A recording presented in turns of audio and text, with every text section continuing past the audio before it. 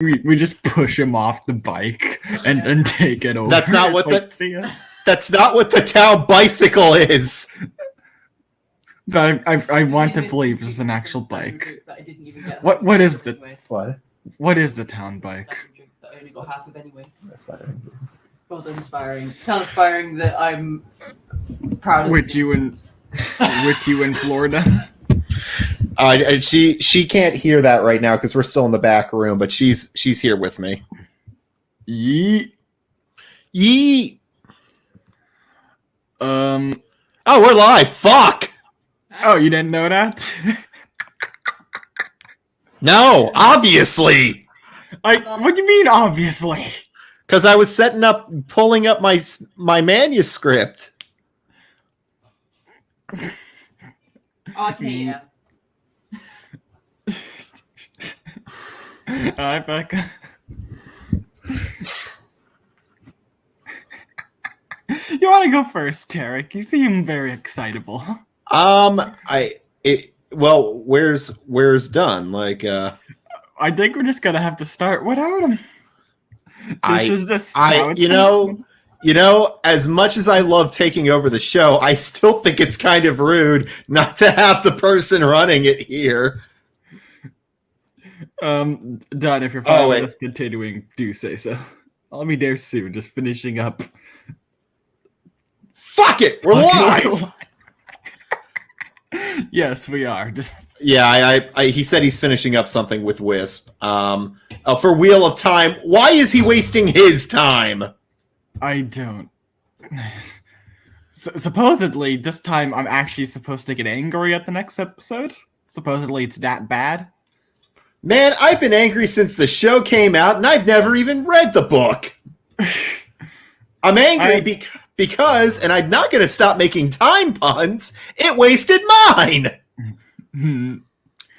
I've just been numb. It's just been sludge. I never watched Game of Thrones. I have never watched, what am I thinking of? Witcher. But this somehow feels like the lesser of both of those shows. Indeed. Oh, yeah, thanks. I can bounce off that. Indeed. What am I supposed to do with that, Aspiring? It is lesser than... I haven't seen Witcher, but I definitely know it's worse than even the worst of... At least the worst of Game of Thrones made me feel some rage. This show just makes me bored and sleepy. And then you went back... No, wait, that was the first time you were watching it on Discord, right? That was the first time you saw... When you watched it via Discord with Dunk's group, right? Like, in that other server? Yes. That was the first time you were watching it? Yes. Well, going back to time, now you've wasted yours because you knew it was shit. I knew it got to shit. I'm glad I saw the good parts. Oh, glad you saw the good parts. Yeah, you could have gone on YouTube and Googled or YouTube those.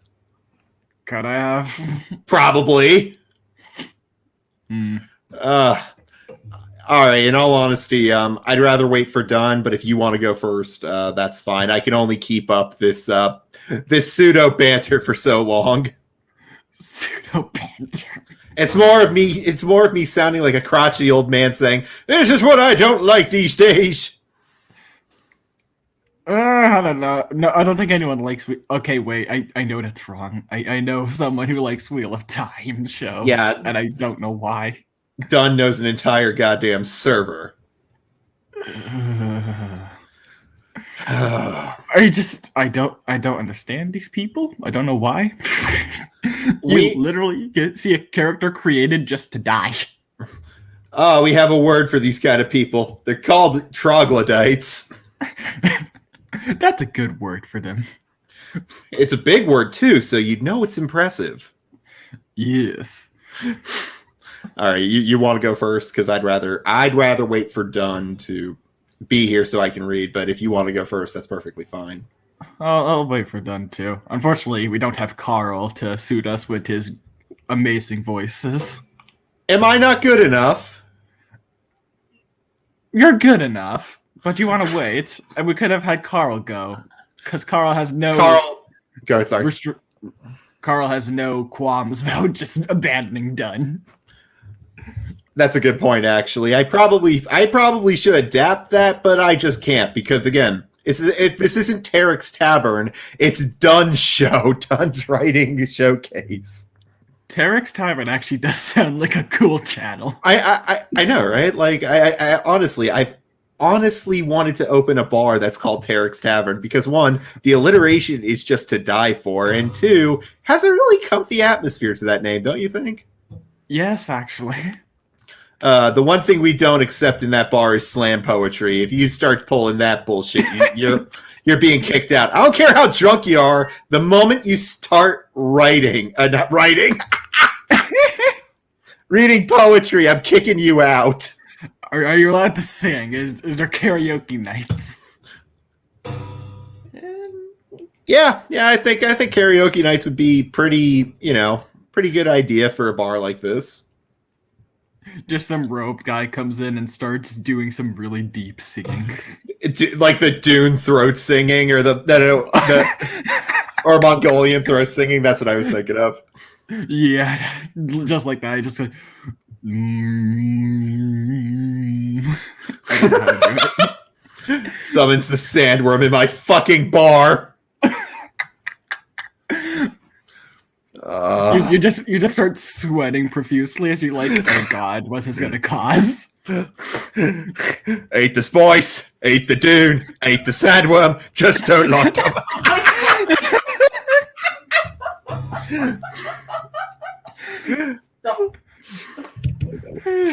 Oh my god. So what do you think so far? This was all scripted. I wrote this.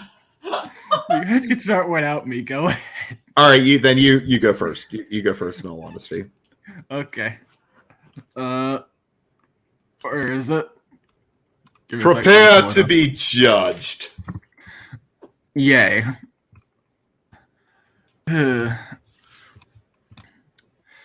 All right. Tarek, what's the last thing you remember? I don't remember. I have you been on since? I honestly don't know, man. It's been about like 2 months since I was last on with you specifically. Okay. So I'll just do a quick recap. Yeah, it's you. Just real quick, it's probably always better to do a recap. That way, anyone who's new to the channel or anything is, kind of has a quick summary of what happened before. Otherwise, it kind of confuses people. Yeah. So, quick recap. We have gotten through my first little POV chapters of the character Triple. She is saved from mind control camp and is put into a Kinna squad. We see her go through a test where she has to kill someone, and she refuses until that person proceeds to start killing, or at least tries killing, the rest of her squad, and she finally shoots him. She's then upbraided for not obeying orders instantly, and she gets really sad, but gets over it eventually, and is allowed to stay in the squad since she technically did shoot him. And this last chapter ends with a nice little cliffhanger. We then move to my second POV character, Q. This is his third chapter. The first chapter with him had him just, I'm going to say blow up, for lack of a better word, into a ship, because he's part of a hijacking with this group called the Space Benders. The next chapter, we see it from a character named Mitra's point of view, who's the leader of the Space Benders, and she's trying to, she's breaking into new recruits on this raid. It's meant to be easy. It didn't end up being easy. And now we're here. He's going to be in the medical bay. Did that all make sense? Yeah, it's pretty concise. Got me to where we are today. Okay, good. And we're done. Demaki announced, step away and setting down the current he had used on Q's plasma burn. Unconsciously wiping his gloved hands and his light apron, Demaki removed the cap, hiding his red hair. Pushing himself upright, Q shot an instinctive glance toward the corner of the small room, where his tattered coat, shirt, and hat hung from a hook, like an infected wound turned black among the crisp white walls of the medical bay. "How do you feel?" Demaki asked as he started cleaning the current.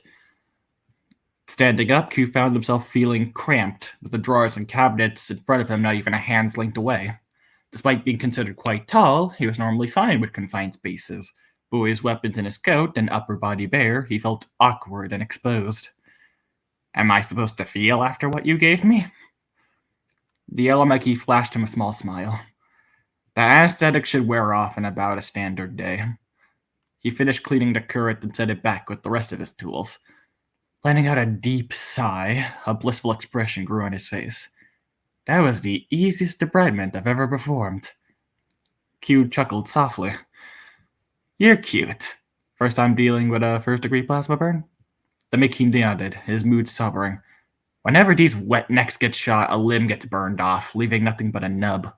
His skin paled as he grimaced, sucking air through his teeth. We already have 2 with 3rd-degree plasma burns in the other room, and another with a 4th degree. One is missing half his arm and the other a hand, Q recalled. What's the 4th degree? The Maquis looked at him questioningly. I paid them a little visit before coming here. The Maquis grinned at that. I'm going to take a guess and say the medics there kicked you out in 5 seconds. Q scrunched up his face as if he were thinking. I'd say closer to 3.5. The Maquis nodded to himself. Yeah, they can be pretty territorial. Should probably go see if they need any help. Well, then let's finish up here so you can take off. Q pointed at his burn. The Maquis had removal of the charred skin from the wound, leaving an area of pink. Anything I need to know about this? Not really. Just put this... Give me a sec. The Maquis searched the medical bay for a minute before finding what he was looking for, moving Q around as he opened cabinets and drawers. Here we go. Sorry, 1st-degree plasma burns are so rare I never need to use these. Mind lifting your arm? Q complied, and the Maquis started to affix him with a white square patch of some kind. You know, 1st-degree plasma burns aren't actually that uncommon, Q said conversationally. The medic scoffed at him. No, I'm serious. This is the first time I've seen one. Yeah, but that's because you're treating the space benders. Work for the Ascending Navy or Army, or any well-funded militant group, and these are a lot more common. Just ask Mystra. The suggestion caused the Maquis to pale for a moment. He stepped back, and Q looked down to see the patch fixed onto his skin. That patch is made to promote cell growth. Keep it on for a standard week, and you should be fine. Don't be worried about getting it wet. It's waterproof. 10 days, huh? Q mumbled. Pretty quick. Last time I got shot like this took 3 weeks to heal. Speaking of, you never told me about the one with the 4th degree. Sighing, the Maquis shrugged. He was shot pretty much where you were, except he didn't have any protection. Plasma bulb burned large parts of his organs. Q pressed his lips together. Those weren't wounds you really ever recovered from. Unlike with the other 2, replacing his organs was no simple matter. Do you need anything else? The Maquis asked. Q shook his head with a wave. I have a call I've been meaning to make anyways. Go on. The Maquis nodded, patting his shoulder as he left. Q grabbed his coat and shirt from the coat hook, not bothering to wear them. They were too tattered, and he was anyways going to chuck them into the ship's disposal when nobody was looking. Fitting on his hat, he left the medical bay and crossed the ship. Mitra had given him little private quarters, where he had a spare set of gear waiting for him. As he entered those quarters, he tossed the tattered rags onto the bunk, slowly setting the hat down next to them. Opening the drawer underneath, he took out and wore his shirt before setting the intact coat on the bunk. Q then rummaged in his tattered coat for all his equipment, transferring them to the new one. Pulling a new coat over his shoulders, Q reached inside the drawer once more and brought out a sucker. Putting the black cylindrical drug dispenser to his lips, he took a deep inhale. He held it in for a moment before letting it out slowly, the comforting inner burn sensation energizing him. Slipping the drug into a pocket and fitting his hat back on, Q took out a holocom, a small, thick puck the size of his hand with a glassy, slightly domed top. It was connected to the ship's long transmitter. Sending out a signal, he waited for the other end to accept the transmission. It took a few minutes before the holocom started softly blinking. Must be hosting a sorority, Q thought. A moment later, a rough hologram of Kulos Laodicean, a scaled-down version at least, appeared, glaring at Q. Arms bare, Kulos wore a simple golden vest that reflected the little light in the room, the front smooth with its buttons on the back. Q couldn't help smiling. Kulis's arms weren't very well defined, and it made him look awkward inside the vest, as if he were too small for it. In his hand was a glass with a brown drink, his other hand hidden behind his back, as was appropriate for any member of a royal family. His short black hair was neatly combed to one side, and unlike Q, his face was free of any facial hair. Q and he didn't look very alike, with his own face more chiseled and narrowed, while Kulis's was more rounded. It took some by surprise how unlike they looked, with their main similarity being their species. The two stared at one another, none of them saying a word. Q continued giving him a toothy grin. Kulis's expression did not change. Finally, Kulis started to speak. Quietus. Q corrected, still grinning smugly. Kulos inhaled deeply, closing his eyes before regaining his composure. Q, he continued, for what do I owe the interruption this time?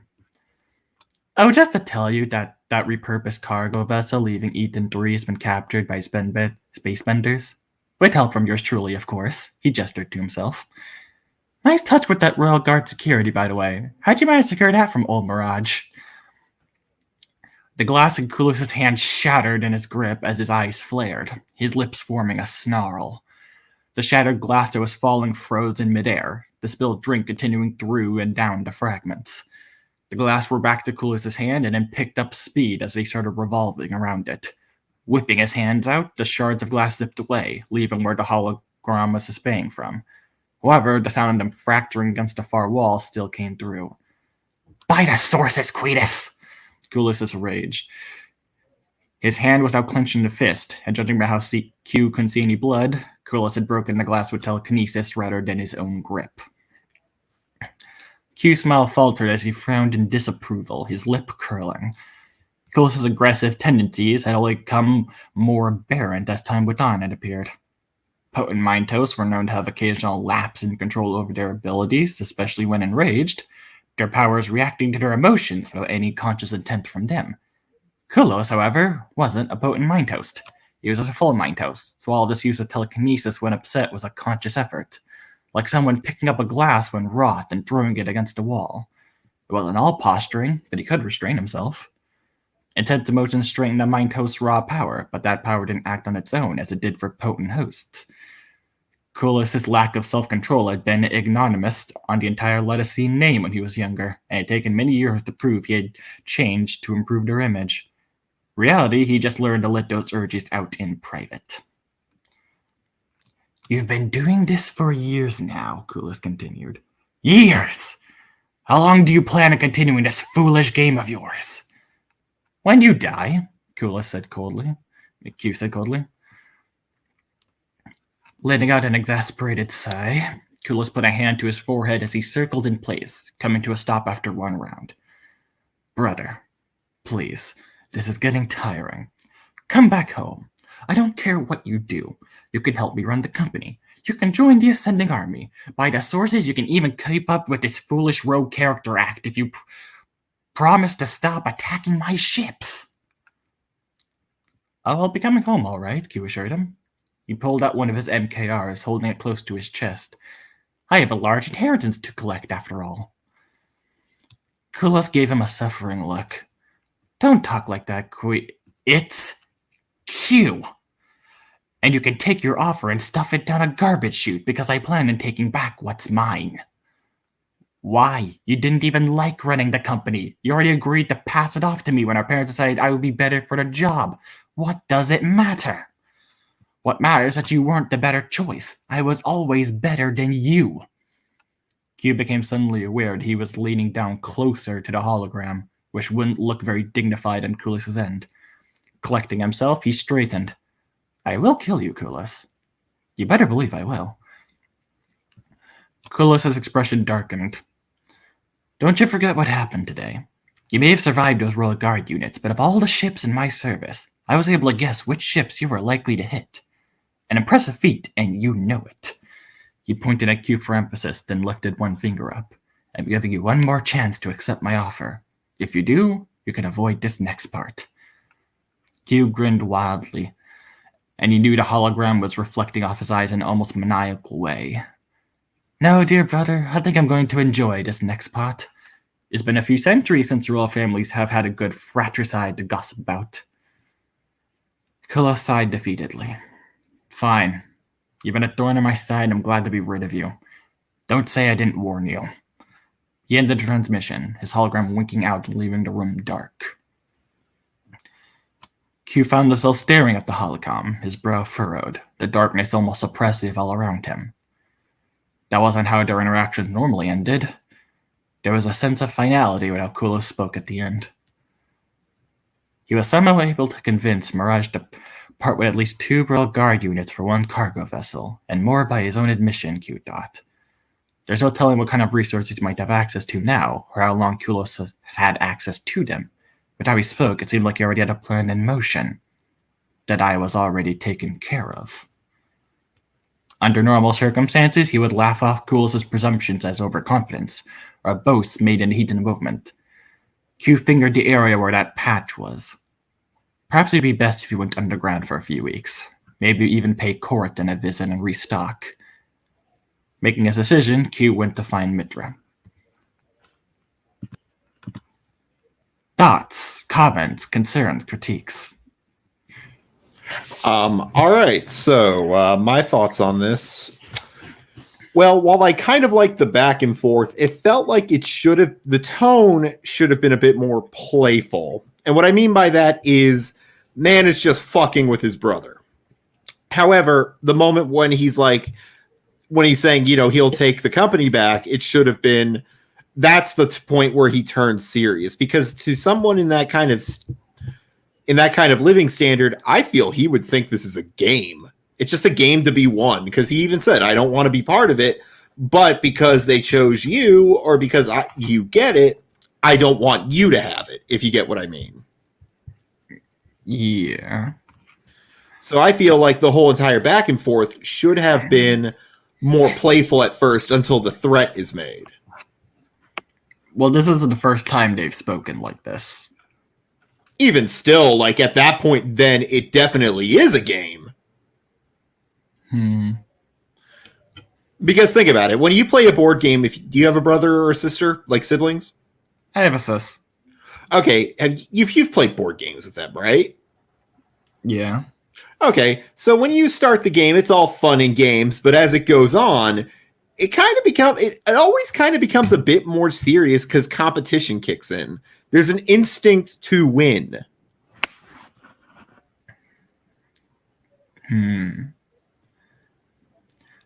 I'm still not sure if it'd be playful. The two kind of want each other dead. Well, I mean, I don't mean playful as in he's joking about it. I mean playful as in the tone. Was Q not kind of playful at first? No, you said he was being serious. He said in a grim voice. So I went, oh, okay, so this is like melodrama. Well, yeah, at the die part, he starts getting serious. He even said that was the first thing you said. His tone was very serious at first. That's why I made the comment. But if he's turning playful as it goes on and then going back, I did not catch that.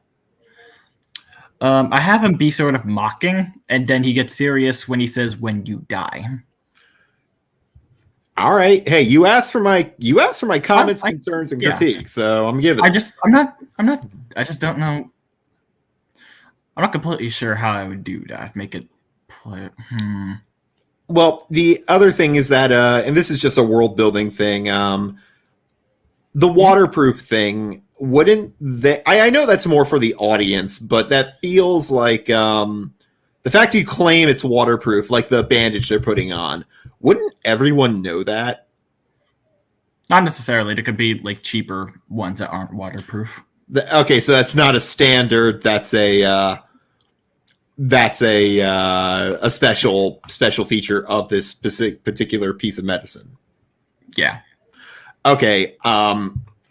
If that is the case, because that line is kind of hanging out there, if you get what I mean. Yeah. It feels like that if this was say aliens or alien, right? There would be a follow-up line something, it's not that crap from Weyland Yutani, is it? You know what I mean? Yeah, I see what you mean. Yeah, it feels like a hanging line, as if why would we need to know that unless somebody's going to comment on it? Yeah, I see what you mean there. Yeah. I think that's really all I have in terms of comments and critiques.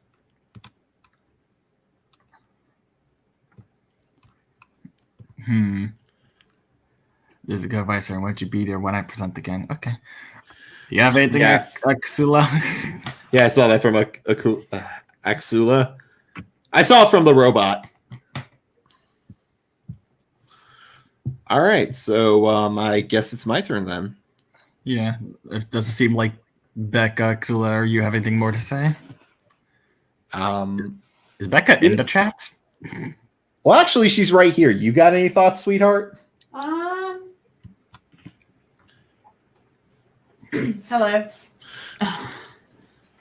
Hold on. We have a special guest appearance by Becca herself. Sup?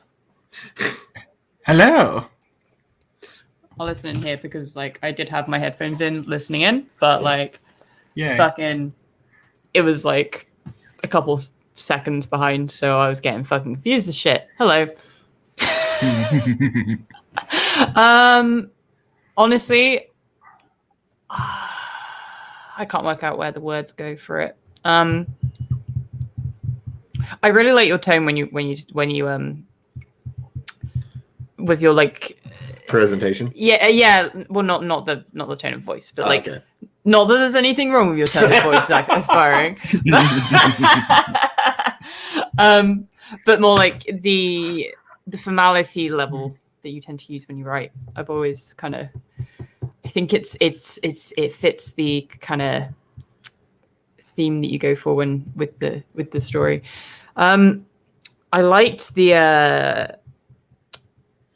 I don't know. To be fair, I missed out on what was going on with the burns stuff, but I liked the back and forth on like the burns and things.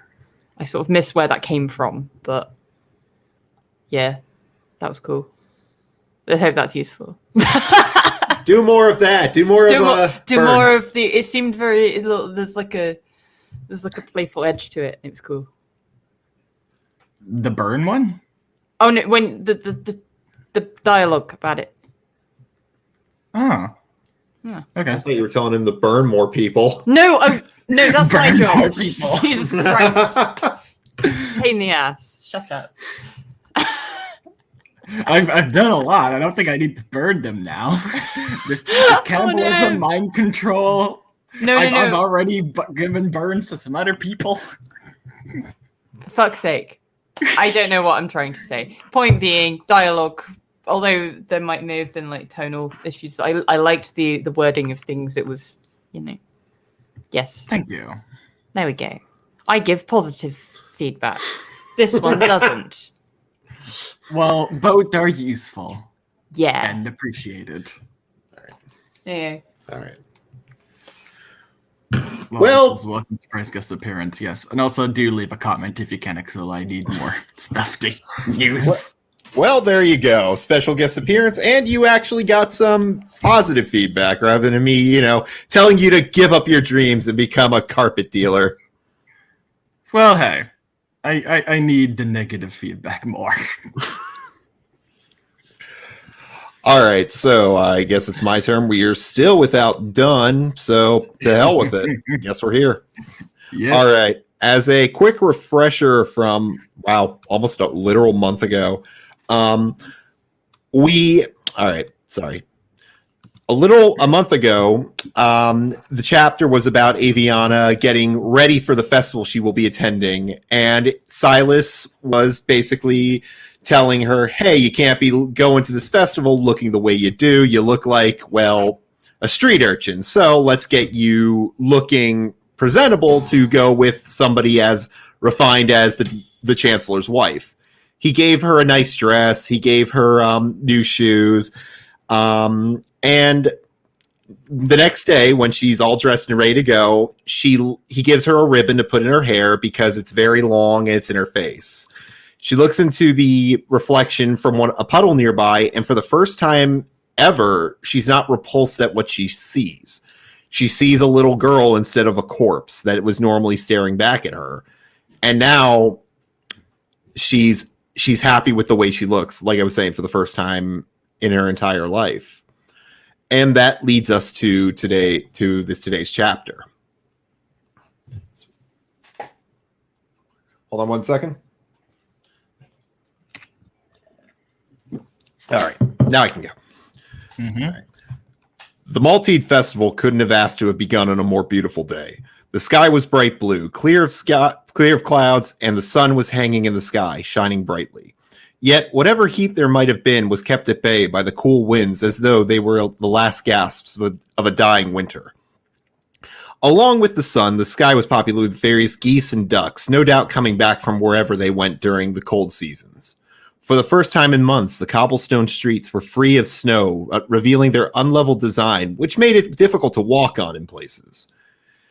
And for the first time in what might as well have been a lifetime, it felt as though the world was full of color again. It was the kind of day that made even the wards look peaceful, despite the destruction around them, as Aviana and Silas walked through the streets. As the two of them approached the other end of the bridge to the trade district, Aviana could hear what sounded like music coming from deeper within. As the sounds grew louder, the further they traveled, she could feel the grin on her face growing bigger. In the past, she had always tried to be the first one into the festival on opening day, and during the days before that, she would sit in the park and watch as people set up their stalls, stages, and carts. Occasionally, she got lucky and would be able to assist the people in preparing in exchange for dharma or early festival food. When they walked into the park entrance, Aviana felt as though she was in a memory. The fields of Manafort Park were lush green with an abundance of trees, perfect for napping under, or just sitting against and taking the beauty of the park in. Walking along the various dirt footpaths were large groups of people, most of which were families, with parents carrying their children or at least holding their hand as they tried to rush off, taken in by their surroundings. Surrounded all around the park were a large variety of tents of various colors, housing merchants who came from near and far to sell their wares. She could also see stages where minstrels were playing of various instruments and serenading crowds, or had dancers that were enticing them. In the air, she could smell the scent of smoke and cooked food. It taunted her nose, almost making her drool in delight. In the far distance, there was an arena with bleachers and tents where the festival tournaments took place, as well as several stalls with games for adults and children. As she and Silas walked deeper into the park, Aviana noticed there was something she hadn't felt in an eternity. Almost everyone had a smile on their face. People were singing as they swung their flagons. Children were giggling as they played a variety of games. For the first time in years, the minstrels didn't lament. Instead, they sang joyous melodies, and the merchants who had their stalls set up already had brought out their most eye-catching and brightly colored stock. The air around her felt charged with excitement and joy, feelings she had almost forgotten, but were slowly finding their way back to her heart. "Good morning," Aviana heard a familiar voice say. When she turned around to face the voice, she saw Raquela walking towards them, her short blonde hair flowing in the breeze. She wore a beautiful yellow long-sleeve dress with sleeves hugging tightly against her arms, which complemented her fair-colored hands. The hems on the skirt had a variety of too much alliteration. The hem on the skirt had a variety of various violet patterns sewn into it, giving the dress a more unique appearance. Just below the skirt, Aviana could see she was wearing cloth shoes that were the same yellow as the dress. "Lady Wayne, how are you doing this fine morning?" Silas said politely as he bowed his head. Aviana felt something hit her ribs, and when she looked down she saw Silas's elbow smacked into them. She quickly bowed as well and only lifted her head back up when she saw Silas do it first. "Silas, it's always a pleasure to see you. And Aviana, you look so much more radiant than the first time we met," Raquela remarked with a soft smile. Aviana felt her cheeks go warm as she turned her head slightly to avoid looking her in the eye. "Don't be rude, Aviana," Silas scolded. She turned back around towards Raquela, her cheeks still feeling flushed as she tried to avoid eye contact. Thank you for your kind compliment, Lady Wayne," she finally answered. I suppose we should be off. Are you ready to go?" Raquela asked. Before Aviana could answer, Silas placed his hand in front of her. "Please, excuse us for a moment, Lady Wayne." Silas said as he pushed her a few inches away, then knelt down and looked her straight in the eye. Aviana, you need to be on your best behavior today. Remember, you are escorting Lady Wayne. That means no eating like a wild beast, no swearing, and furthermore, you must be polite and cordial to everyone you meet, even if they are rude to you, Silas said. Aviana could see him subtly looking over his shoulder before turning back at her. As of this moment, you are no longer just representing me, but also Marcel and the Chancellor's office. Everything you do from this point onward is a reflection on all of us. Do you understand? Aviana could feel herself beginning to shake as Silas lectured her. A part of her was starting to regret accepting the Chancellor's offer. Aviana, do you understand? Silas asked again. Silas's question quickly thrust her back into reality, and she nodded. Yes, Silas, I understand. Good. And one last thing. If anyone asks about your relationship to Raquela, just tell them you're a family friend. Aviana gulped at the prospect of lying. She could already see herself giggling like an infant. Yet, the more she thought about it, it seemed like less of a lie, since it was technically true. She was a friend of Marcel's, at least to her knowledge. Is everything all right? Raquela's voice called out. Aviana gave a quick look to Silas, who nodded before getting up. Yes, my lady. No, sorry, sorry, wrong voice. Yes, my lady, I'm ready, she said. Aviana said, about to take a step forward, and before looking towards Silas as an idea came to her. Do you want to come with us, Silas? She asked. To her, it was the perfect plan. If she made a mistake in front of Lady Wayne, she would at least have him there to help her correct it. I have other matters I must attend to today, Silas answered. Aviana felt her heart sink as worry began to eat away at her. Suddenly, she felt Silas's hand squeeze her shoulder, and she looked up to see him smiling. If you're nervous about making a fool of yourself, it's better to do it now as a child, as people are more likely to forgive you. But I'm sure you'll do fine, and I have faith you'll do me proud, Silas whispered. Aviana looked up at him and smiled back, Aviana looked up at him and smiled back before he took his hand off her shoulder. Lady Wayne, I will leave you in Aviana's capable hands, Silas said as he bowed before walking away. Aviana looked up at Raquela and felt herself swaying as she began to fidget with the back of her hair, curling one of the strands against her fingers. She took several deep breaths, trying her best to hide her apprehension, but she could tell by the confused look of Raquela's face she was failing miserably. You look flushed, dear. You don't have a fever, do you? Raquela asked.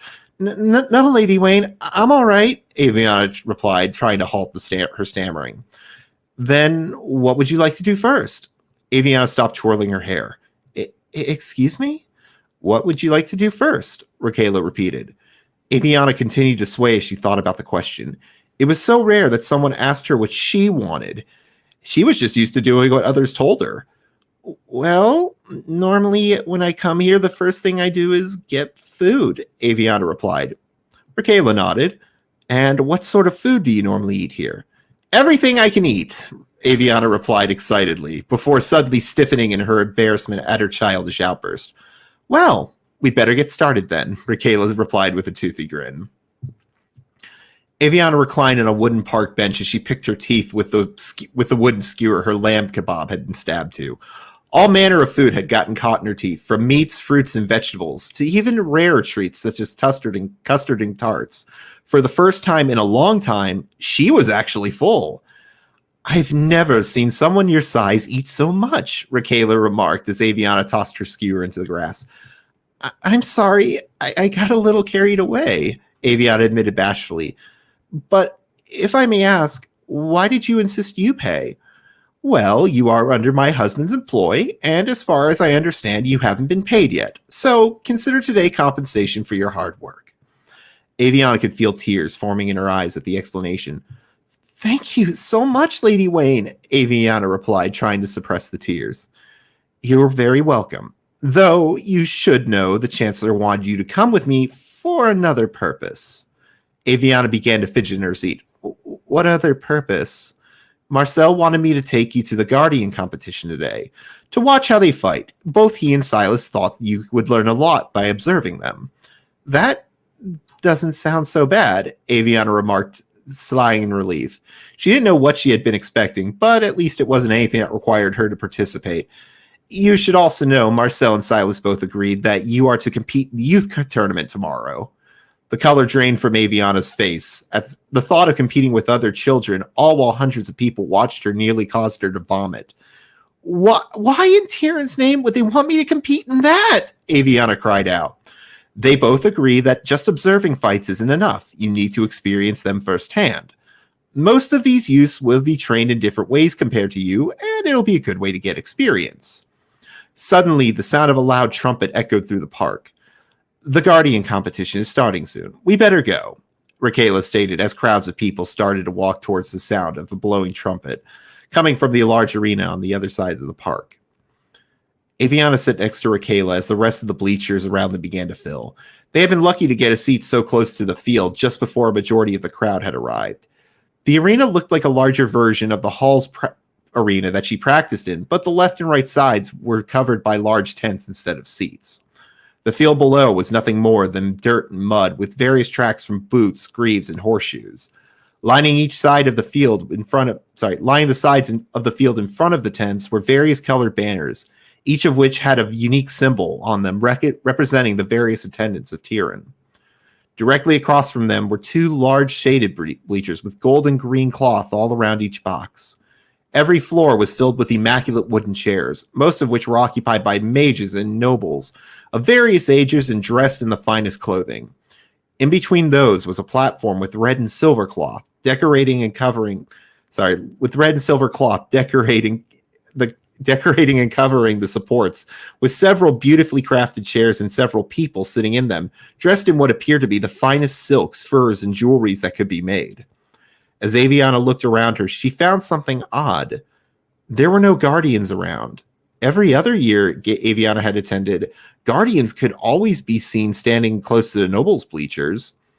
Suddenly, another trumpet sounded, and Aviana turned her attention to the center stage as a figure stood up from his seat and walked towards the stage in front of the platform. He was a middle-aged man, and it was clear that either age or exhaustion was starting to take him, as his eyes looked slightly sunken in. Despite the flaws, the man still looked like quite the opponent, with his tall and muscular body. He had a firm but handsome face, with a strong reddish-brown beard that covered his upper lip and chin.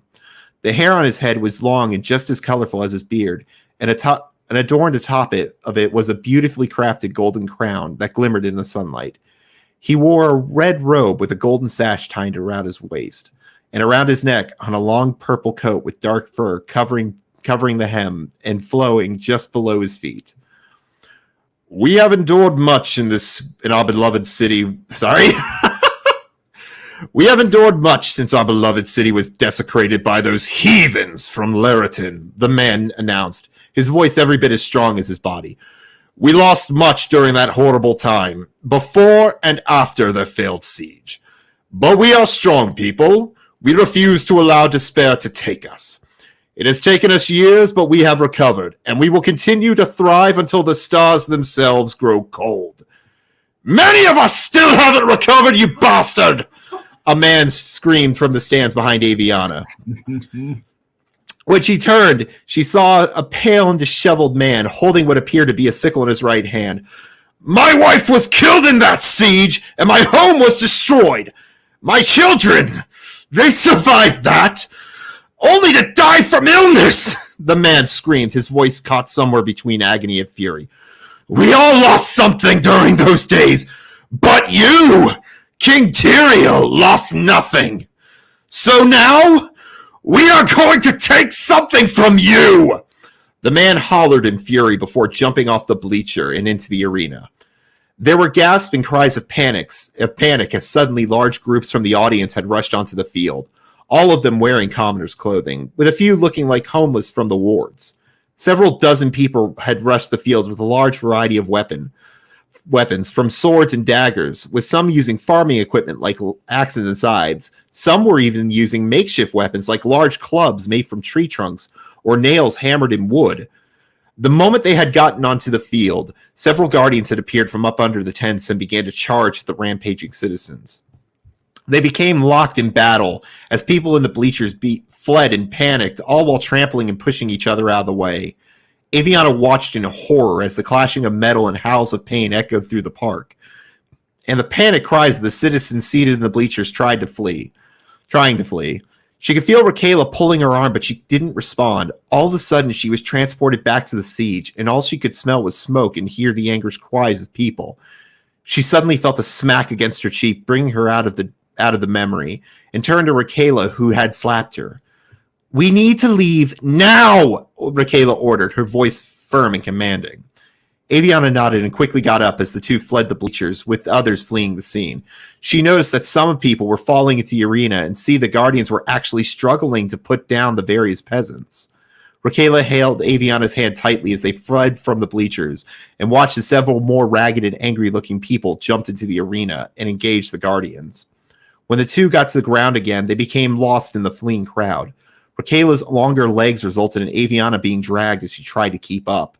A few moments later, Raquela pulled her off to the side and under the bleachers, pulling back down the tarp as the crowd continued to run past them and into the park. "We'll stay here until the crowd dies down. We should be safe," Aviana assured her, the sounds of fighting and yelling still coming loudly from outside. Suddenly, a thud echoed through the underside of the bleachers as Aviana turned to see a man's body lying in the ground face up, his throat bleeding. The man turned to them and gurgled and coughed in a vain attempt to speak, which only resulted in blood spurting from the open wound before he went silent. She noticed a figure who was crouching over the body, digging through the pockets and putting things into his. A rusty sword was in his right hand, covered in blood. The man stood up and turned to face Aviana and Raquela. Aviana's eyes went wide as she remembered the man well, his thin body, his gray and yellow stained beard, and ragged torn clothes. However, the one she recognized quicker than even that was the man's foul scent.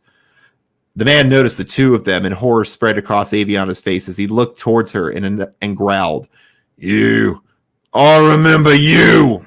You cost me a week of hot meals, and look at you now. Well fed and dressed.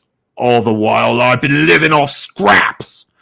The man turned his attention to Raquela, causing him to grin, showing several missing teeth, and the ones he had were blackened and yellow before he raised his sword at her. "And in the company of the Chancellor's wife, my child. If I had known you were this important, I would have been a bit more delicate," the man said with a throaty laugh that chilled Aviana's soul. Aviana felt Raquela grab her arm and begin running to the exit with her in tow. Suddenly, she was ripped away as something grabbed her collar and then was forced into the man's embrace. Aviana gasped and coughed in disgust at the man's horrendous scent. It was like waste mixed with rotten fish, eggs, and milk that had been stewing in the sewers at the hottest day of the month. I wouldn't do that unless you care to see the insides of this little rat," the man cackled as he held his sword to Aviana's neck. The scent of the man's breath was just unpleasant as the rest of him, and made Aviana gasp and wheeze for air. "We can be civil about this. Please, just don't hurt the girl. Tell me what you want," Raquela said calmly, as Aviana noticed she was digging through her pouch attached to her waist. Her body shook as she felt the rusty, jagged blade pushing off and on against her flesh as the man's unsteady hands shook. None of her training had taught her how to deal with this, and the threat of the man's sword made her sweat as fear began to overtake her. Yet, when she looked at Raquela, she seemed calm on the surface, but her left hand was shaking as she took the coin purse from her pouch. "That'll do for starters. Just throw it over here on the ground," the man ordered. Raquela did as he asked, and the sack of coins landed with a soft jingle into the mud next to them. The man was about to pick it up when he stopped. Aviana looked up and saw his eyes were drawn to Raquela again, specifically her neck. "The necklace too, I want that," he ordered. "Let's call it compensation for what the little brat stole from me," he hissed, looking down at Aviana. Raquela nodded as her left hand rose to her necklace chain, the crescent moon charm bouncing against her flesh, all the while her right hand reached for her pouch again. Aviana looked up and could see his eyes were dark with murderous intent. He wasn't planning on letting them leave alive, even if he got what he wanted. The thought of dying made her grow cold, and she could clearly imagine the dead girl buried in the snow all over again. Yet, as she imagined it more, it wasn't the girl's corpse, it was her own, and next to it was Raquela's. She promised that she would escort Raquela today, and if she died, it not only meant that she failed, she would have also failed the Chancellor and Silas. Her heart began growing heavy at the thought of failing. The only people who ever gave her a chance, and she could feel tears welling in her eyes. It wasn't long before her heart began to pound faster, and his anger began to replace the sadness. She had been given a job, her first job as a Raven, and she was not about to fail it. I'm not scared. I'm not scared. I'm not scared, Avion repeated to herself. What are you muttering about, girl? The man hissed. Without thinking, Aviana held her breath and opened her mouth and plunged her face into the man's exposed hand, biting it as hard as she could. The man screamed in agony and dropped his sword as he tried to push her off. She continued to bite, the stench and horrid taste of the man's flesh bringing tears to her eyes, but she did everything she could to ignore it. The man eventually managed to pry her off, and she fell onto her back, looking up as the man was holding his hand, a large chunk of flesh missing and blood flowing down it. You little rat! I'm going to gut you! The man howled as he stared at her. Aviana spit the flesh from her mouth and scooted back until she felt the hilt of the dead man's sword on the ground. She picked it up and positioned herself defensively in one motion, just as the man began to charge. The man's footwork was clumsy, as was his stance. He was wobbling with each step, and his legs looked shaky. Aviana dodged out of the way as he charged. Oh, wait, something just screwed up. As he charged past her, and she lifted her sword up and bent her left knee, extended her right leg, and positioned herself again. It was just like training with Silas. The only difference this time was the sword's blade was slightly longer than the one she was used to, and the metal made it heavier, causing her to shift her weight a bit more to her left leg. Once the man turned around, he charged again, swinging his sword wildly. She readied herself, bending lower and holding her sword up straight. She took a deep breath and prepared. The way he was running would make it hard to stop.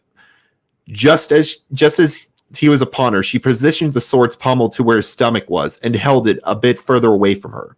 The next noises for the man was a loud cry as the force from his sprint had caused her pommel to be shoved further into him than just by her strength alone. The man's eyes bulged and he began gagging as he stepped away from her, holding his stomach. The man hunched over and vomited before falling onto his hands and knees, panting and coughing.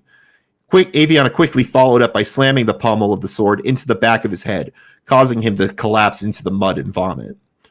Aviana panted and dropped the sword before falling onto her knees beside him, her heart racing faster than any horse could ever dream. She could still taste the man's blood and flesh on her tongue, causing her to spit and cough as she tried to relieve herself of it. Raquela had rushed over to the man and placed his hand over his mouth as she waited for the moment before removing his hand and sighing. Is he dead? Aviana asked, her blood starting to go cold. No, he'll be all right. He's just unconscious, she said, grabbing her coin purse off the floor. Aviana turned to the other man who was laying on the ground motionless, all of the color from his face now gone and the blood having stopped. Aviana stared into his lifeless eyes for a moment and shivered before turning away. We should leave and tell the Guardians what happened. It sounds like the fighting has stopped outside, Raquela said, offering her hand. Aviana listened and was surprised to find how quiet everything had become. Normally it would be a relief, but at the moment the silence was becoming the scariest thing of all. Aviana grabbed Raquela's calm hand as her own was still shaking like a leaf in a storm. After helping her up, Raquela led her out of the bleachers and back into the daylight. And that's it for this week. I have to admit, I am imagining that in your sleep you just randomly yell, "You bastard!" at full volume. And everyone in the house just doesn't even hear it anymore. They've learned to tune it out. You fuck! But it's just like a sleep paralysis thing. Like I bolt up and just yell that before collapsing. You just go on rant in the middle of the night, spouting off whatever thing you were mad at before going to sleep. What? It was a real shock. No, you were Becca. It's a real shock. Yeah, it was a great shock. It was like, goodness me, what have I got myself into? What's wrong? To quote The Simpsons, now what's wrong with him? Night terrors, ma'am. Oh no. That one, I will admit, that one was kind of a clumsy read just because I have an audience for once. I blame that entirely. He blames me. I do. Oh my goodness. But I will say that was Carl Sailor worthy in terms of voice. oh, thank you. That's a That's a compliment. Yes. You bloody bastard! You bastard! You do it so well. It's like, yep, I can imagine this is some like a Scottish person who's really fucking pissed. You hear that, sweetie? I'm a true Scot now. That was not a Scottish accent. What was it then? I'm terrible at this. You know it. It was South Park. It's just what South Park says is British. I don't know. It's also the only accent I can do, like, with my voice that loud. Actually, it really hurts now. Oh no. Oh, shame. Yeah. That's better. But what did you think overall, though? Loved the description. I unfortunately don't have enough context to say more on the character, except what I did see seemed fine. Well, you come on, man. You've heard enough of like Aviana's story to know like how she started and how far this is sort of like her big courageous moment, if you know what I mean. Like she's obvious. She's like nothing in her training had resulted in this. And one of my favorite parts about this, like one of my favorite parts about this is despite all that training, she doesn't like elbow him in the gut. She doesn't step on his foot. No, she bites his hand like a child. I guess, hey, biting someone's very effective. Oh, it's very effective, but it's like, you would think with all this training, her first response would be something like warrior worthy or something. No, it's just numb. You'd think she would not want to taste what she is currently smelling. You think so, but no. But it's kind of like, well, what's the last defense of a child? Bite. Very true. How young is she? She's 12. Oh, okay. Yep, I can see why she bites. Oh, there you are.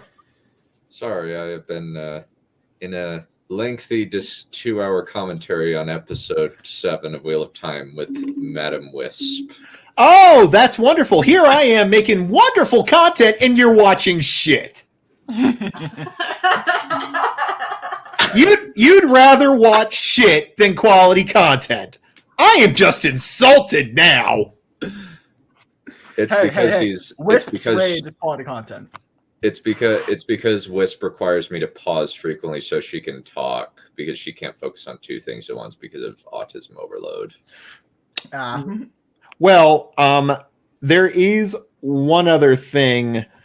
Becca, I would honestly, on the record, would like your opinions on that. Like, on the whole thing. All right. Just 1 second. I'll come over there and not have the headphones in. Okay, I'll put the headphones on. Yeah, because I'm getting really quite confused with two of me talking. okey-dokes.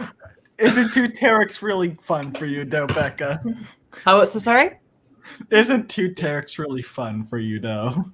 It's only fun if you can actually tell what is actually being said, because you're just like him saying it in real life and then him saying it in the headphones and then me not knowing what he's responding to. It's really not. Well, I think I'm okay with just the one real one. All right. Wouldn't you like 2 Eric's there? Okay, done. You can shut up there, right? I'm here to give criticism. I'm sorry. I'm here to give criticism. Oh shit! I broke it. What was that? What? It was just a toy. Oh right, I was like, did I break something? No. Okay, it's fine. Don't worry, Dun. We have many jokes we can tease these 2 about now. Yes, with the you have. Oh my god! Fuck off. We love you, and we show it by teasing, and you show it by teasing us back. Mm-hmm. With pet threats. Mm-hmm. That is true. Right. Anyway, trying to remember where I even was in my thoughts now. Maybe he should read it again for you. I mean, I've already given bits and bobs of criticism, but I think although the yelling bit worked better when you were reading it than it did on the page. However, I think the last little line was a little bit too much. Like it just sort of it just sort of went off on a little bit of a meandering. Shut the fuck up, Dan. It was too long. It should have been shorter. Like we want blood, not words. Yeah, he's sort of meandering off on like the specifics of exactly what happened to his children. I think it kind of works because like I wonder, especially he's talking about the death of his children as well. Like that's like the biggest hard hitting.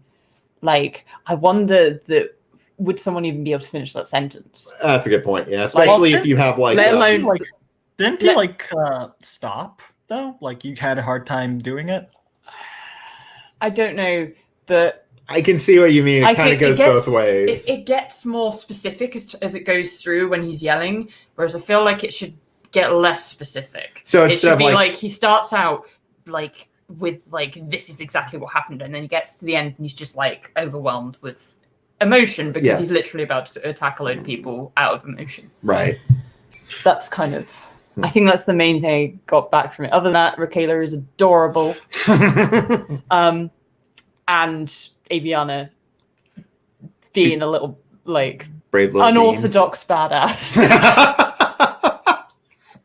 Yeah, maybe don't mention that the children dying by disease. Just say they survived only to die later. Yeah, or something that yeah, I agree with that. Actually. Yeah.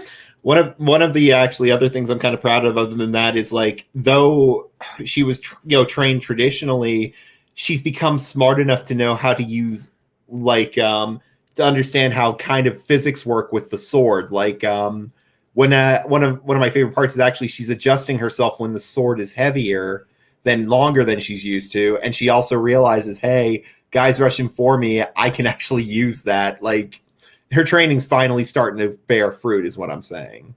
Yeah. Also, when her practice towards wood, right? What do you say? His practice. You said like the fact it was metal, meaning she normally uses a wooden sword, I presume. Yeah, that's. What do you say? She uses a wooden sword, not a metal. Yeah, she uses a wooden sword to practice because giving a 12-year-old an actual blade is kind of asking for trouble, especially when you keep smacking her hands. But wooden swords are normally referenced as being heavier than metal. It's part of why they're training swords. They build up arm strength because of how heavier they are compared to metal ones. Give me the gist of that.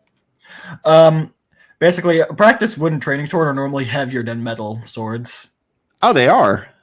Yeah, they actually are used to build up arm strength because of that. They are a lot heavier, and so it's easier to use a regular sword after. I genuinely did not know that. I'll have to. Either way, though, she would have to adjust herself because if it's lighter, she would still have to adjust herself a little bit. I wonder if she sort of accidentally overreaches herself with it or something like that. It's just a quick change, like in terms of I just did not know that detail. A cute little detail though that you could play with. I'm glad to have enlightened you. You've been enlightened by aspiring. Yeah, don't they with wooden practice swords? Do they have a core of metal or something in order to make it a little bit heavier or something, or some kind of weight? Well, it's just like I was saying, it's something to it's just something to think about now because that is a new detail, and maybe they do use weighted swords, but I think it's actually a much more interesting idea that she's kind of shocked that the sword is lighter than the one she's used to. All right, here, Bye. I'm going to go back and sit down. Aw, give him some sugar, baby. Sorry. Dunn said to give me some sugar, baby.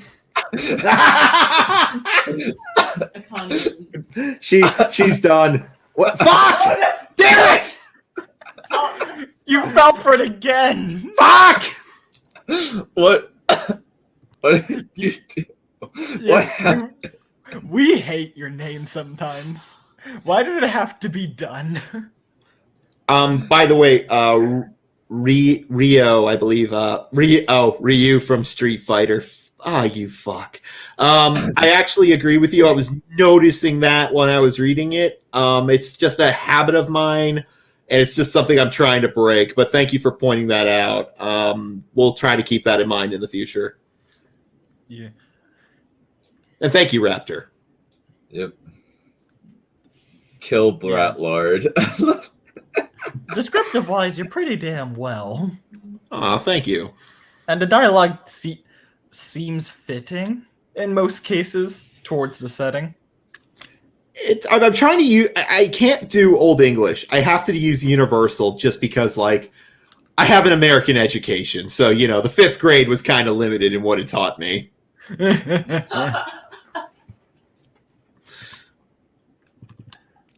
So I try to go for more universal language rather than like specific. Era appropriate stuff. Yeah, That's the same with me. It's same with Sanderson as well.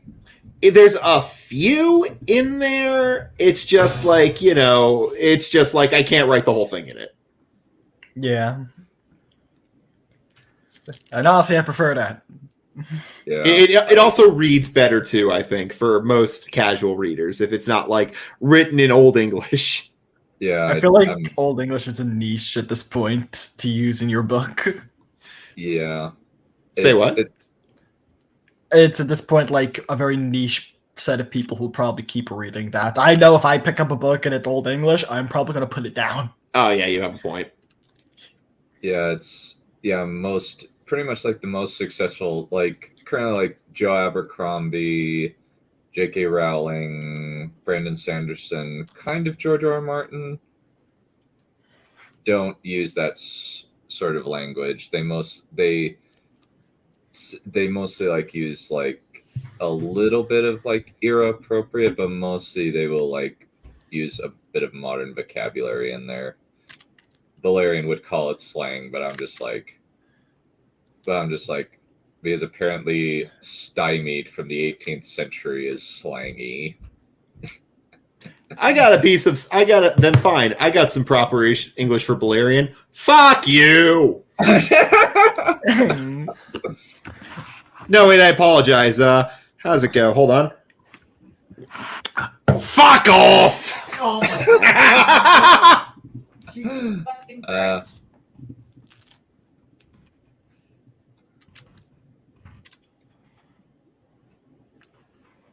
Will you shut the bleep about the stymie? I'm never going to let that go. You saying that stymie, a word from the 18th century, sounds like slang is so amusing to me.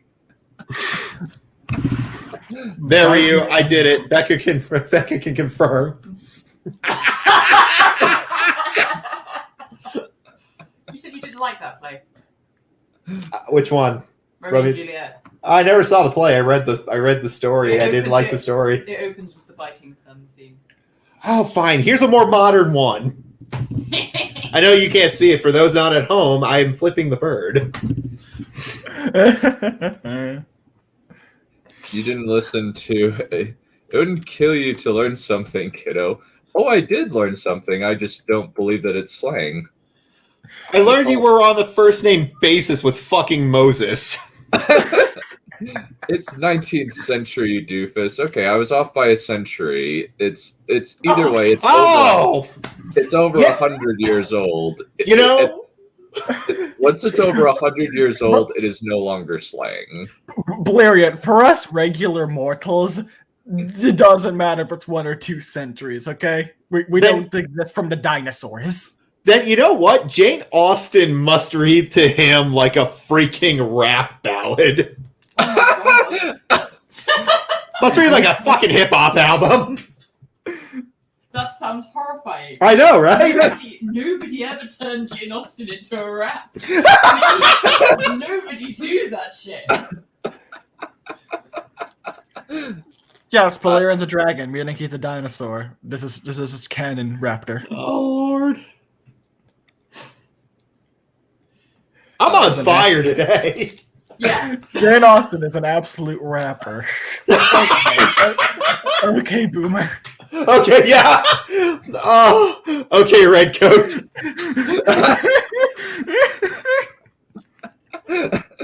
I imagine is that your guys' pet name for each other? That's so cute.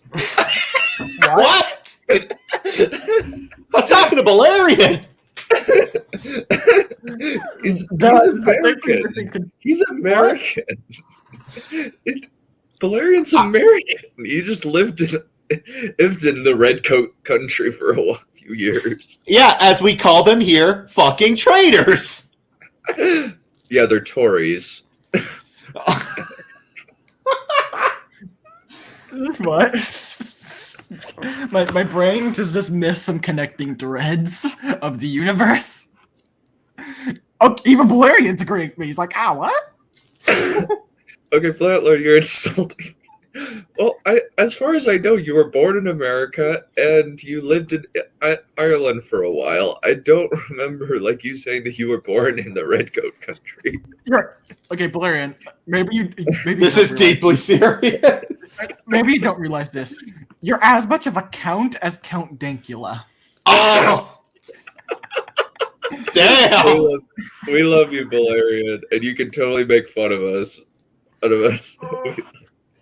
Maybe become a Lord of the Scots. Go buy a square foot of land and become an official Lord of Scotland. I don't. I am aware of that the Tory is a political party. I'm just referring to the fact that British loyalists during the time of the American Revolution were called Tories. That's what I'm referring to. Okay, death is on its way. Oh, I actually have a clip for that one. Fuck. It's not bad. I'll take my chances. Did you enjoy your How to Train Your Dragon watching, mate? Yes, because that's a great movie. Indeed. Unlike Wheel of Time. Wheel of Time, I have this. If this was a person, I would strangle it, burn the body, and proudly declare to the world that I had done it, and no jury would convict me.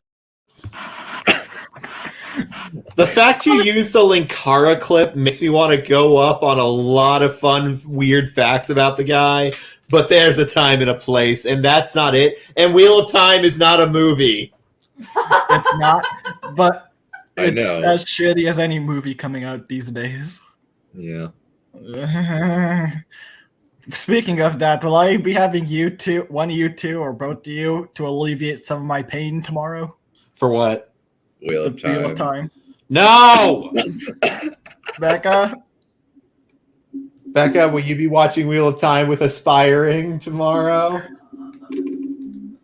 I You know what? I'm talking for her. She's busy. Oh my god. Does that mean I'm stuck with just Von Lustra?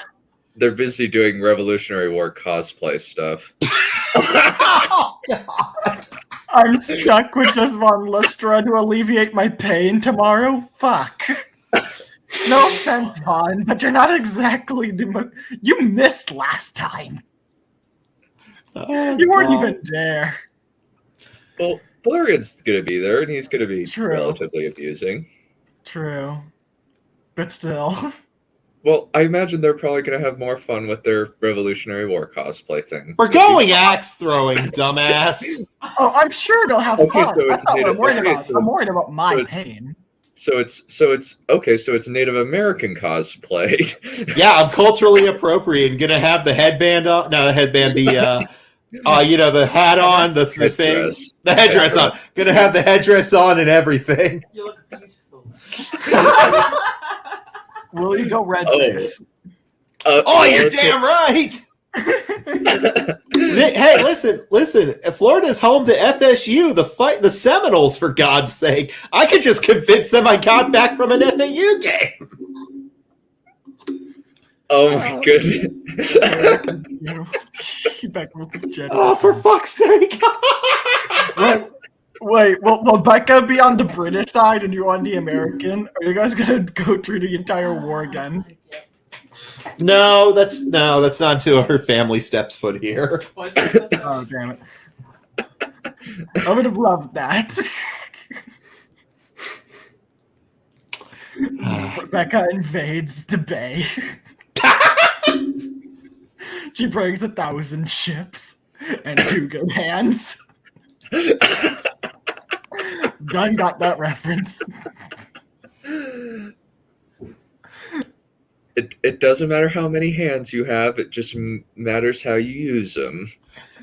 It just matters if you still have the finger to pull the trigger. So I presume Becca doesn't know how to use them, considering they still want him to use a rake.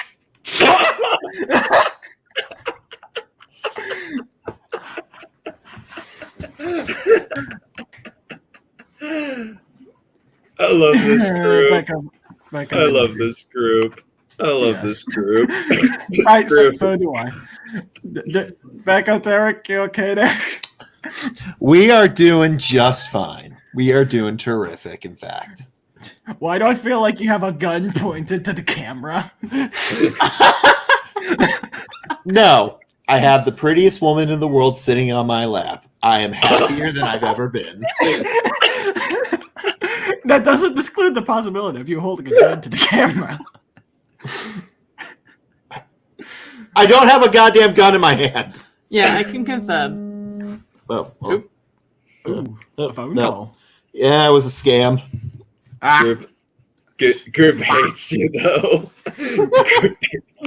We love hate. We love hate. Well, That Craig, sounds gay as shit. kind of here's the thing that I actually have. You are correct, sir. How did this turn into how did this turn into this kind of show? I thought this was a showcase, for Christ's sake. Well, you see, we both read our stuff, and now we like teasing you because it's adorable. Well, I got to get going to dinner with Becca, so we got to get going. Yeah. Oh, she's holding a brown. She's just like, Becca, can you shoot him through the camera? And she just tells Tarek, I can kill him through the opposite side of the world. Well, She tells me, sorry, don't have a license for that. Oh my god. You have a license for that gun. Man, it's a big gun, so it's a big gun, so she's allowed to carry it. It's not a small arm. All right, we do need to get going. I do have one question that's actually legit. What is the show? Are we doing a showcase next week, or is it going to be like earlier since next Friday is Christmas Eve? No requests have come in, so it's up in the air. I don't really have any. Maybe I'll just do a playthrough, a Dark Souls playthrough later in the day. I have no idea, but I think a better idea would probably just let people have time with their families. Yeah. All right, we're out of here. We gotta get going. All right. See ya. Alrighty. I'll just read a little bit of actually the first chapter of a book that I've just been working on for a little bit. It's now up to about a little over 12,000 words. So I'm pleased with how my progress on it over the past couple of weeks. So, alrighty. So, well, actually, I'll talk about my inspiration for this. So I actually watched Smud Boy's review of Dragon Age Inquisition a while ago, and I've been rewatching it. And I'm just like, this is a really badly written story. So I decided, let's take some of these ideas and make them better. So this is kind of how I'm going to do it. Yeah, before you go, Count Balerion, I have had a turn. I was the first one to go back into stream and leave comments in the video. Malachor, the Shades of Redemption book, that one, I need to write a little bit more on it since I'm only about. That one only has 11,000 words 11,500 words. So I'm going to be swapping to another book for a little bit, since this is what I've been on a writing binge for the past little bit. At least like in the order that it's written. There's some stuff, but a lot of it is like unfinished scenes that I've written as part of the Outlaw. I have no idea what that word means. Yeah, I'm only just starting on it. I swap between projects. I've been mostly focused on Queen of the Ashes for a long time because I was publishing that last month.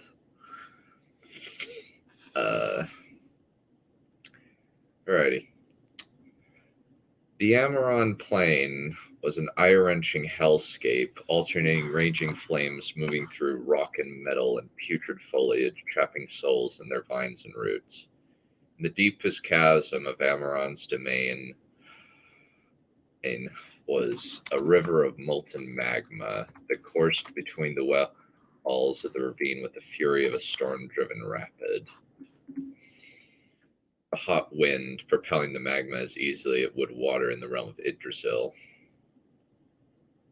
Half in, half out of the water was a figure chained to the river bottom, often being knocked off his feet with a sudden wave of magma from behind to have his body be burned again.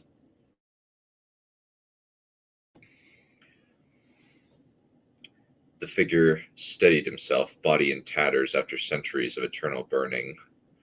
Scars and burns alternated over his body, though the magma covering his bottom half concealed the most severe injuries that it had no time to heal. How much longer must I suffer endless pain? The creature thought as he laboriously attempted to reset his stance and dig his pained feet into the stones and attempt to keep from falling into the fire so soon after being consumed. Slowly, his upper body turned from blackened and burned to a more stable, able gray. But with it came the pain of the healing. His body was completely numb. Bottom half was completely numb and dead after centuries in the fire, though he still healed enough to keep standing. With a weak tug of his wrist, he tried to pull at his chains, but he was too weak, and his fetters were too strong. The figure wanted to sit, to take the weight off his feet, but it would mean suffering the flames again. Flexing his hands, he pulled on the chains to keep them out of the flames and tried to get closer to the wall. Maybe he could lean against the wall for some support. As ever, the chains were too short to allow him to reach the wall. Swallowing, the figure steadied himself against another upswell of lava and tested the manacles again. When he did, there was a clink as one of the links developed a crack. Is it possible? The figure thought as he tested the shackles. The crack became a bent link as the entire circle of metal began to straighten as he pulled harder and harder. Finally, he made one final push and shattered the chain. Strength surged into him, nowhere near his peak, but it was enough for him to grasp onto the other chain and rip it free. The black metal shattered, the manacles dropping away and evaporating to smoke. As soon as the manacles dropped, his body began burning and not healing. Shaking, the figure staggered to the wall and sank his fingers into the stones. Pain raging across his body as the flames licked over him, the figure began dragging himself up the ravine, foot by foot. Shadows of early nightfall lengthened over the land of Nordenbard, tendrils of darkness creeping over the garrison castle of Black Lake. Men and women whispered of something dark in the woods of the old forest, monstrous sounds coming from deep within the trees. High above them, the moon was bright red, bad omen indeed. Candle flickering next to him, Lord Captain Randvaris Caldor looked over the letter he received from Prince Alfar a few minutes ago. Old friend, Rand read, carefully running his finger under the words. Maybe he should have had his wife Kara read it for him, but she was off fishing and he had to read it by himself. It wasn't that he couldn't read, or that he mixed up the letters in his head if he didn't concentrate. We have been experiencing rapidly increasing cult activity throughout the lower provinces. There have been reports that they have moved into your territory. They are probably not strong enough to really challenge you. You should do what you can to stamp them out before their heresies spread and the glory of Yggdrasil can be diminished. Go forth in the power of the one true goddess. Leaning backward in his chair, Rand closed his eyes and pulled up a map of the area from his mental storage. He didn't know why, but he always pictured it as if he were standing over a map on the floor so he could survey it easily. The old forest is the likeliest area for hiding a large group of people, he murmured, mentally enlarging the section of the map so that he could look over the forest and examine the various overgrown castles and temples within the ancient woods. Perhaps they've heard the myths of ancient demon tombs and believe it's time to break their fetters. He shook his head. Old wives' tales and superstitions. Even if they were real, Yggdrasil had defeated the demons and destroyed their essences. Supposedly. He wasn't sure Yggdrasil was even real. Rand mentally marked off the likely locations, then he stood up and went to the clerk's station. Send a message to the guards and a few of the local garrisons, he said calmly. The prince has instructed us to clear out the cults springing up in the area. Very well, sir. The clerk nodded and began penning the orders. Satisfied, Rand adjusted his officer's rapier and began before walking down to the courtyard. The fortress itself was not only the largest bastion in the princedom, but it was one of the more important ones. Nothing could be allowed out of the old forest, and the ancient tombs must remain sealed. A few sorcerers mingled with the soldiers, though they avoided the knights and gifted as like they had a strange smell, and vice versa.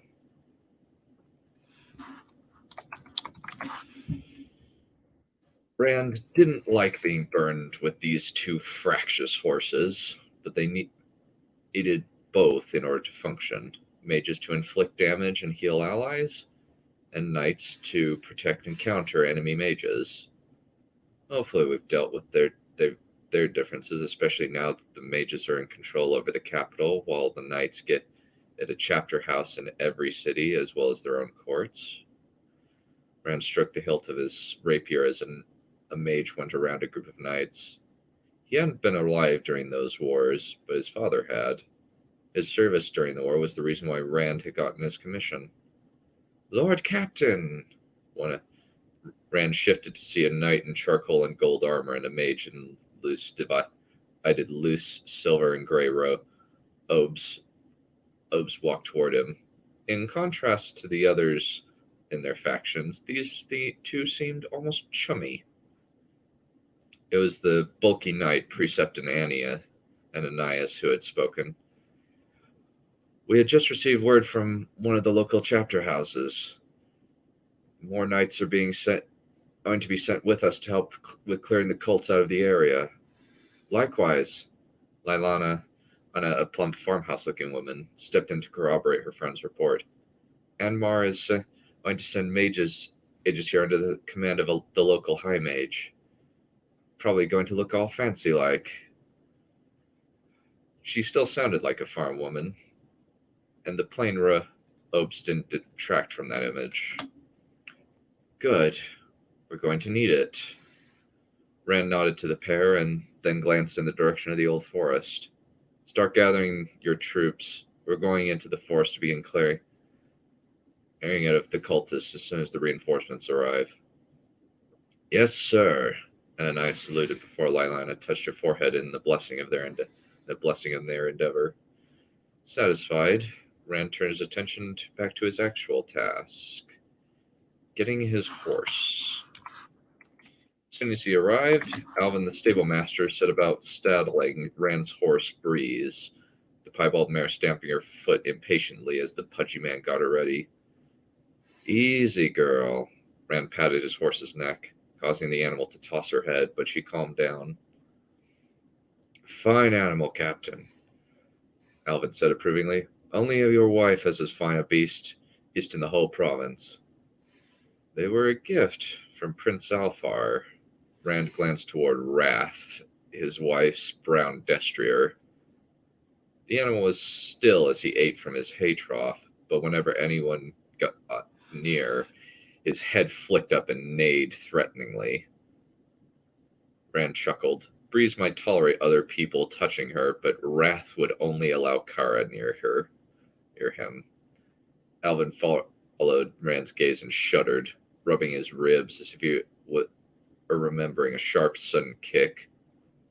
Vicious creature, he remarked. Sometimes I think that beast had a wolf as a sire. Would make sense. Not an unfair assessment, Rand agreed mildly.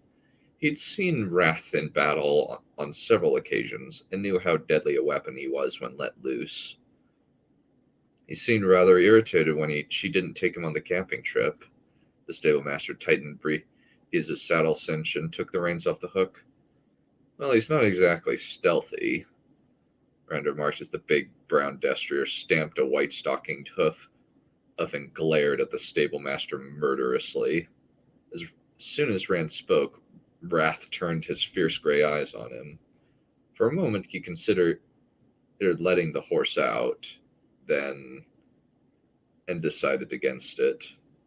Get the animals well fed and prepared for tomorrow, Alvin, he said as he swung into the saddle. We're going on a long hunt in the forest. Good luck, sir, Alvin shuddered. I wouldn't go in there, that place. Neither would I, Rand thought, settling himself in Breeze's stirrups. Come on, girl. He patted her on the neck and spurred her through the stable doors toward the gates. The outer city was bustling with soldiers, either off duty or on patrol, interspersed with armorers and other less combat-focused merchants selling their wares, prostitutes of both genders plying the passers-by, male and female, with moderate success. The crowd parted easily for him. The badge of the iron fist of a lord captain on his jacket saw to that, on top of the sigil of the fox and wolverine emblazoned on his saddle. It took a while to follow the trail down to the river, but that was as far as he needed to go. Despite the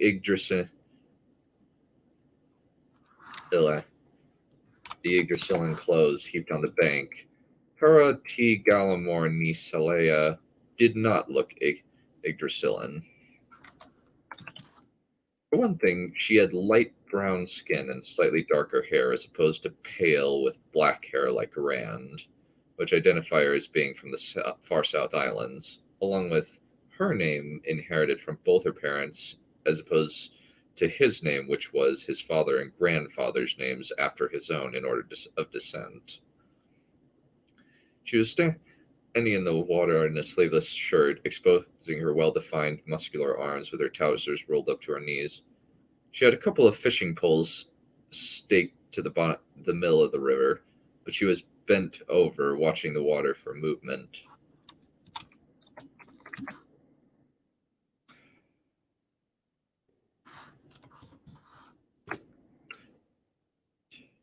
Her horse, a slim bay gelding courser with white dappling across his flank, grazed on a hilltop, away from where he could disrupt the fish where a large skinned set of deer were number of skinned deer were smoking over a fire.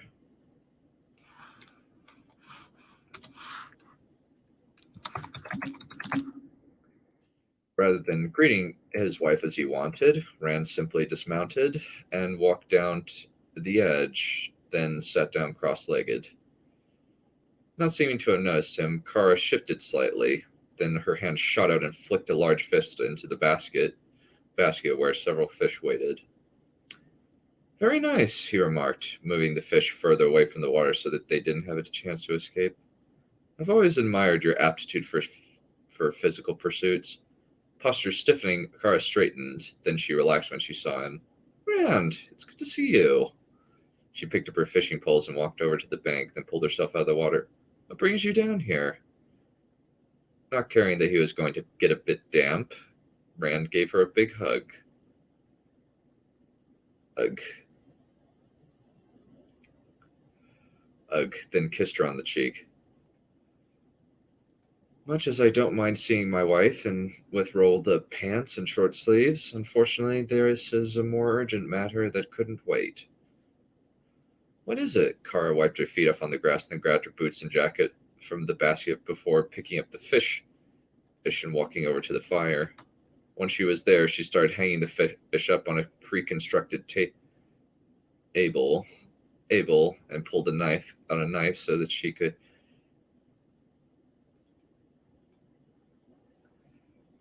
so that she could start gutting them. Without being asked, Rand drew his own dagger and started scaling one of the fish. We just got an order from the prince to start clearing out the forest and the surrounding area of cultists, he explained, scraping the scales off before deboning it and placing it over the fire. We just got an infusion of resources according to Ananias and Lailana of both knights and mages. But something about this whole thing seems suspicious to me. How so? Kara asked. Alfar's your friend. Yes, but the letters arrived at near the same time. Rand fastidiously cleaned his fish and then placed them on the fire. This is too big of a surprise. Even if he's been planning it, I should have heard about this a while ago, if that many mages and knights are moving toward us. So you're going to try and clean this up quick, or at least get started, Kara inferred as she hung another completely boned fish. Get started is a more realistic goal. He spun his dagger through his fingers, then started drawing a map in the sand from memory. At the moment, the likeliest hub of cultist activity is in the forest, but there are probably a large number spread through the province that we just aren't aware of.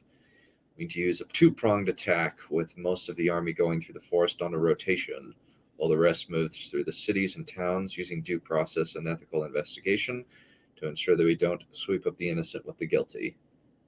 Already thinking through your best options? Kara smiled and stroked his arm. So do you want me to come with you? Much as I would like to have you at my side, Rand finished boning and scaling another fish and set it on the rack. I need someone I can trust implicitly, handling the rather sensitive task of establishing martial law and extricating the cultists from the general population without allowing it to devolve into panic. Makes sense? Kara placed the last fish on the rack. I'll take care of it. You have my word. I know. Rand took her hand and squeezed it. And that's the end.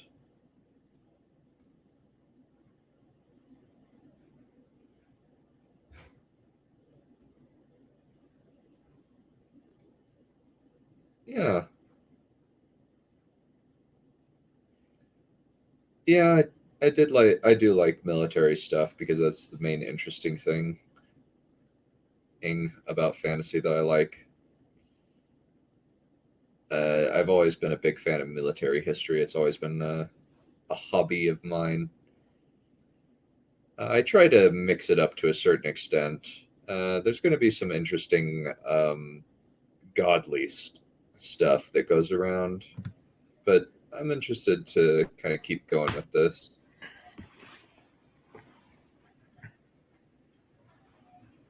Yeah,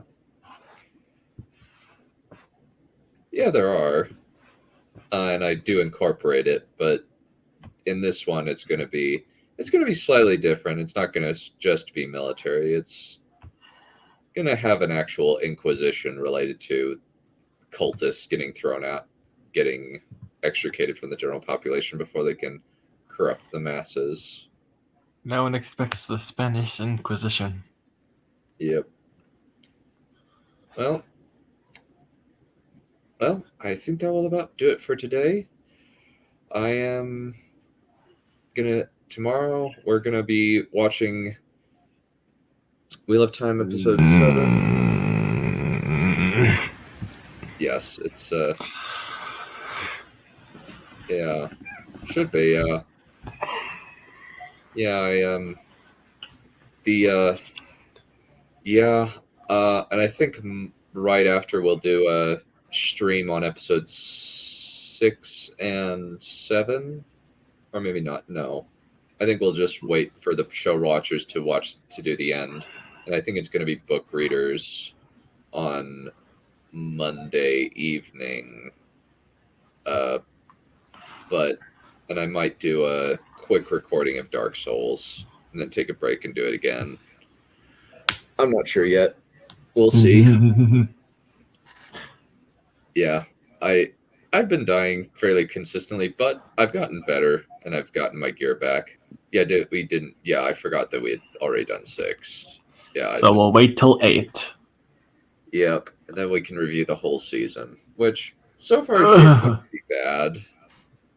So far, it's shaking up to be bad. I'm very pissed. But we will see you guys later. Adios.